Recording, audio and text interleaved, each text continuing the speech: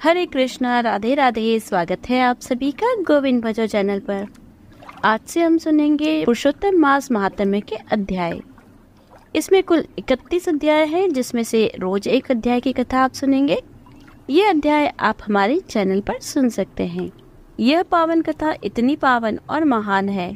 यह कथा स्वयं भगवान नारायण ने देवर्षि नारद जी को अपने श्रीमुख से सुनाई थी। बाद में यह कथा राजा परीक्षित एवं सूत जी महाराज ने सुखदेव जी से सुनी थी। बाद में सुखदेव जी महाराज ने यह कथा नैमिषारण्य में 88,000 ऋषि मुनियों को सुनाई थी। उसी शास्त्रोक्त कथा का सरल हिंदी भाषा में रूपांतरण इस पवित्र पुरुषोत्तम मास में हम सुनेंगे। इस कथा को रोज पढ़ने और सुनने वाला प्राणी सभी पापों से मुक्त होकर अंत में पुरुषोत्तम भगवान के गोलोक में अनंत काल तक वास करता है और वह सदैव के लिए आवागमन के चक्र से मुक्त हो जाता है। आज हम सुनेंगे पुरुषोत्तम मास महात्म्य का अध्याय 10।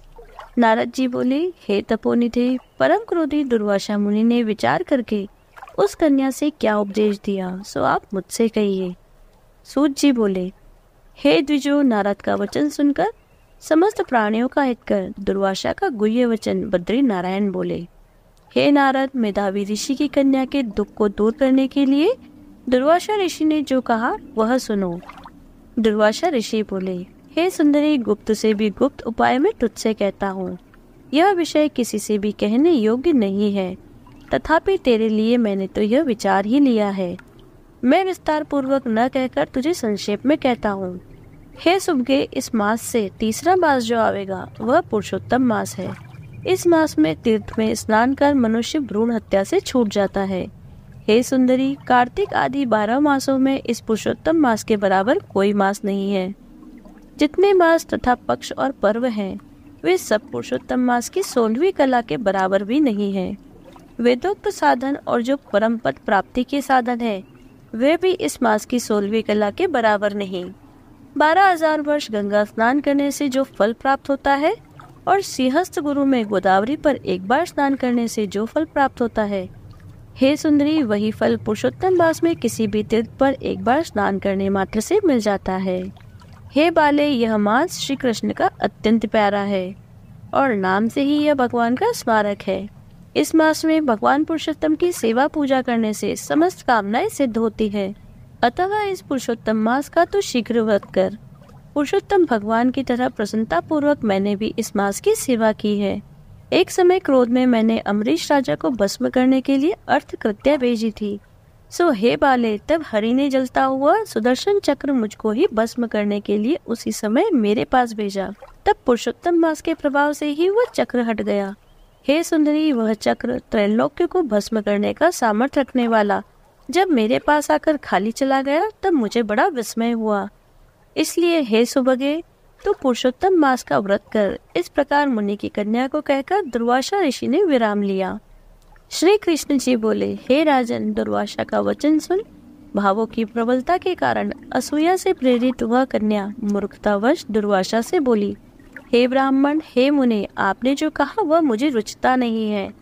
माघ आदि मास कैसे कुछ भी फल देने वाले नहीं है। कार्तिक मास कम है, आप ऐसा कैसे कह सकते हैं? तो कहिए। वैशाख मास सेवित हुआ क्या इच्छित कर्मों को नहीं देता? सदाशिव आदि से लेकर सब देवता सेवा करने पर क्या फल नहीं देते? अथवा पृथ्वी पर प्रत्येक देव, सूर्य और जगत की माता देवी क्या सब कामनाओं को देने वाले नहीं हैं? श्री गणेश क्या सेवा पाकर इच्छित वर नहीं देते? व्यातिपात आदि योगों को और शर्व आदि देवताओं को भी सबको उल्लंघन करके पुरुषोत्तम मास की प्रशंसा करते, क्या आपको लज्जा नहीं आती? यह मास तो बड़ा ही मलिन और सब कामों में निंदित है। हे मुने, इस रवि की संक्रांति से रहित मास को आप कैसे श्रेष्ठ कह सकते हैं? सब दुखों को छुड़ाने वाले परम श्री हरि को मैं जानती हूँ। हे देव, दिन रात श्री हरि का चिंतन करती मैं जानकी पति राम और पार्वती पति शंकर के सिवाय और किसी को नहीं देखती। हे विपेंद्र, अन्य कोई भी देवता ऐसा नहीं जो मेरे इस दुख को दूर करे। अतः हे मुने, इन सब फलदाताओं को छोड़कर कैसे इस मलमास की स्तुति आप कर रहे हो?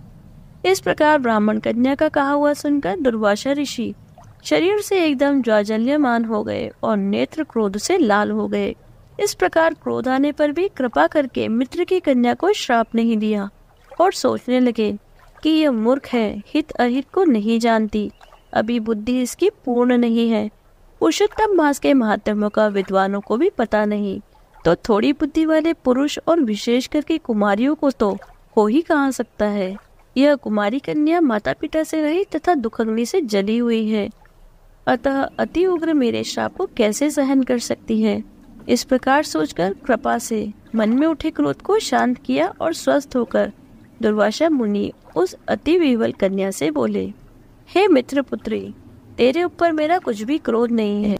हे निर्भज्ञो, जो तेरे मन में आवे वैसा ही कर। हे बाले, और कुछ भविष्य कहता हूँ सुन। पुरुषोत्तम मास का जो तूने अनादर किया है उसका फल तो तुझे अवश्य मिलेगा, इस जन्म में मिले अथवा दूसरे जन्म में मिले।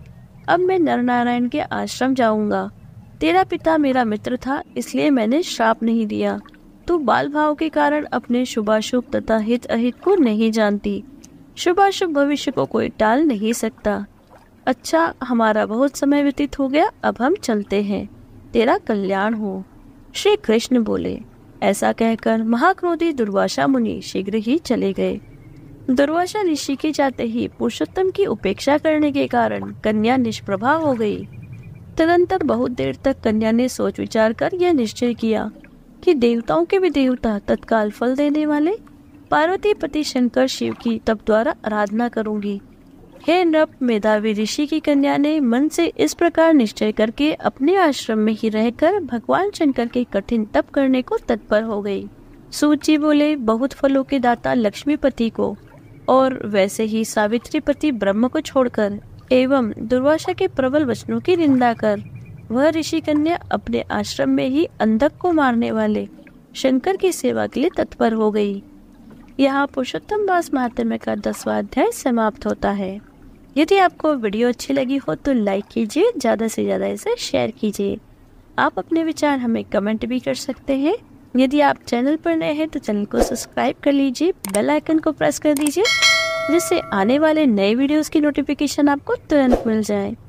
यदि आपने अब तक पुरुषोत्तम मास महात्म्य के पिछले अध्यायों को नहीं सुना है तो डिस्क्रिप्शन में उनका लिंक दिया हुआ है, आप वहां जाकर उन्हें सुन सकते हैं। मिलती हूँ आपसे अगले वीडियो में, तब तक बने रहिए गोविंद भजो चैनल पर। हरे कृष्ण, राधे राधे।